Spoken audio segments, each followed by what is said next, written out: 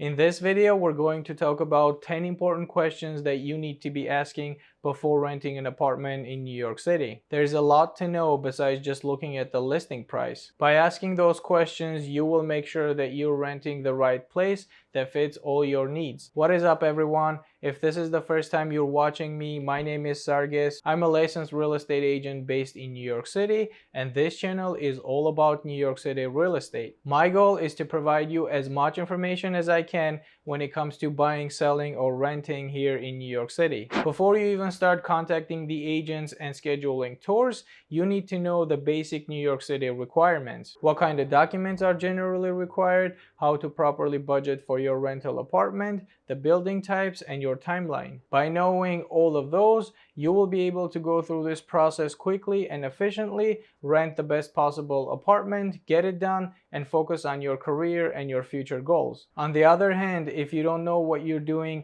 you will be wasting a lot of time and energy looking at the places that aren't a good fit for you. Or even worse, if you end up renting a wrong place because of poor planning and incorrect budgeting. All of those I already covered in my How to Rent an Apartment in New York City video, so make sure you watch this as well. So at this point, I'm assuming you know what exactly you're looking for, you know the differences between the building types, and you have realistic expectations to get this done when it comes to the timeline. Meaning you're not trying to do this too soon or too late from your target moving date. So the first question is, what are the application and moving costs? Which ones are refundable and which ones are non-refundable? This is very important to include in your budget because the asking rent might not be the real number representing how much the apartment will actually cost you. If your budget is, for example, $3,000 a month and the building has an additional $1,000 worth of fees, and on top of that, the tenant is responsible for the broker's fee, which can be either 1 month's rent, either 15% of the annual rent, or sometimes it can be 12% of the annual rent. Let's say the broker's fee is 1 month's rent, then 1,000 plus 3,000 divided by 12 equals $333 per month. This means that the apartment in the first year will cost you $3,333 per month, which in this example is above your budget. Sometimes it makes sense to pay all those fees and rent that specific apartment if the price is right. Also, depending on the market, sometimes you will be able to negotiate with the landlord and have them pay some or all those building fees. You're probably not going to be able to do that in today's post-pandemic New York City market, but in general, those fees are negotiable with the landlord. So generally, your negotiation depends on the market and how many other applicants you're competing with. The point is, besides the most obvious listing price, always ask about all other hidden fees. One apartment can have a higher rent price than the other one, but the one with a lower rent price can have a lot of fees, including the broker's fee and other building fees,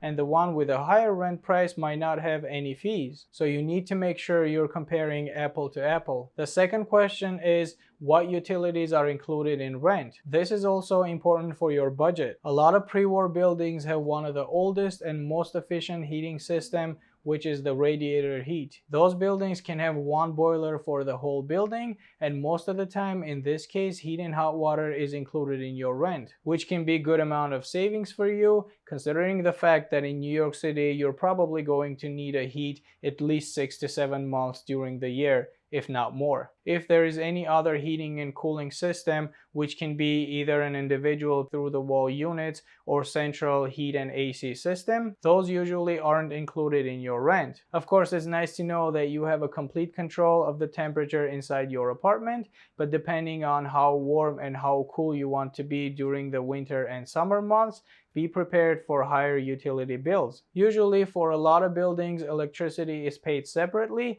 but there are also buildings that even electric bill can be included in your monthly rent. So always ask to know which of the utilities are your responsibility so you can factor in those estimated costs as well when making a decision. The combination of your monthly rent, one-time move-in fees, and your utilities together will determine the true overall cost and affordability of the apartment. The next question is, how long does it take to get an approval? This mostly depends on the building type. Co-ops are known for having a long and thorough application and interview process, but it also depends on that specific co-op. I've seen co-ops that are very relaxed, easygoing, and the whole process takes less than a week to complete. So always ask the listing agent for an approximate timeline. Most of the time they cannot guarantee you any specific approval timeline, but if they've done any past deals in the building, they can at least give you an estimate if you will be able to get it done in less than a week, or like 1 to 2 weeks, or maybe even 4 to 6 weeks. And yes, there are buildings that can take up to 4 to 6 weeks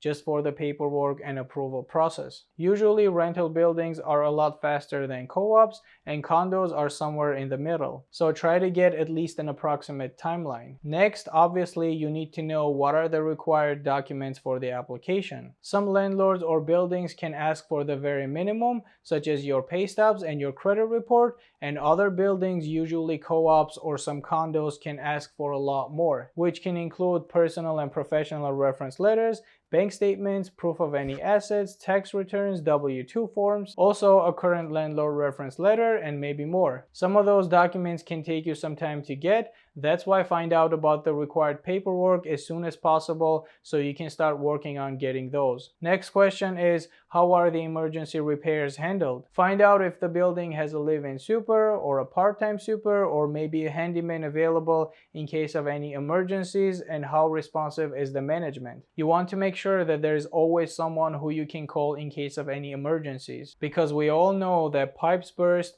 drains get clogged, or toilet starts overflowing after business hours, right? Right. The next important question is how long the landlord is planning to lease the apartment. Is this an investment property, or the landlord just went away for a year and they're planning to come back and live in their apartment next year? If you're in a rental building, you're pretty much safe to have an option to renew your lease every year, if of course there were no issues during your stay and the landlord wants to keep you as a tenant. But with condos and co-ops, it's a little different. There are co-ops that allow unlimited subletting and the shareholders keep the apartment as an investment, but most of the co-ops have limits. Condos usually don't have strict rental rules, and investors can buy condo units and rent those out with a very little to no restriction. But for condos and co-ops, always find out what the landlord's plans are. Of course, things can change, and someone who was planning to be away for a few years might decide to come back and live in his or her apartment next year. But just by asking this question, you can at least get a general idea of how many years you will be able to renew your lease. And of course, if you have any pets or you're planning to get a pet,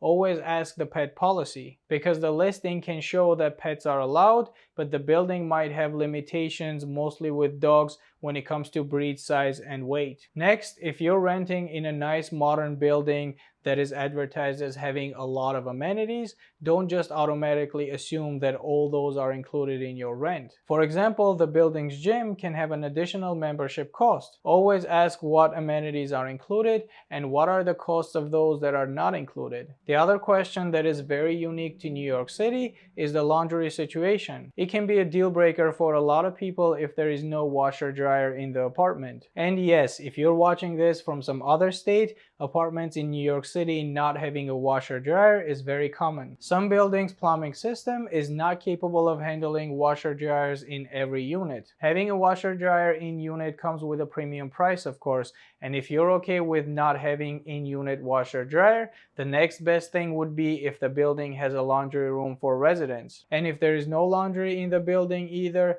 I would recommend find out where is the closest laundromat, walk there and make sure to check it out. If this is the case and you're further considering the apartment, make sure that you're comfortable with the distance you need to walk from your home and see if that laundromat is a place where you would be okay doing your laundry. You might also be able to find places nearby that maybe offer pickup and delivery services if you're comfortable paying for it. This is just another option. The laundry situation is very important, and for New Yorkers, this is obvious question to ask. But I wanted to include this question as well, just in case for people who are moving out of state and never lived in New York City before. So always find out about the laundry situation before submitting an application. Next question is, what are the rent payment options? Rental buildings that have a professional management company usually have some sort of online portal where you will be able to set up an account and pay your rent online every month. But if your landlord is an individual person who owns a condo or a co-op apartment, ask them what online money transfer apps you can use to pay your rent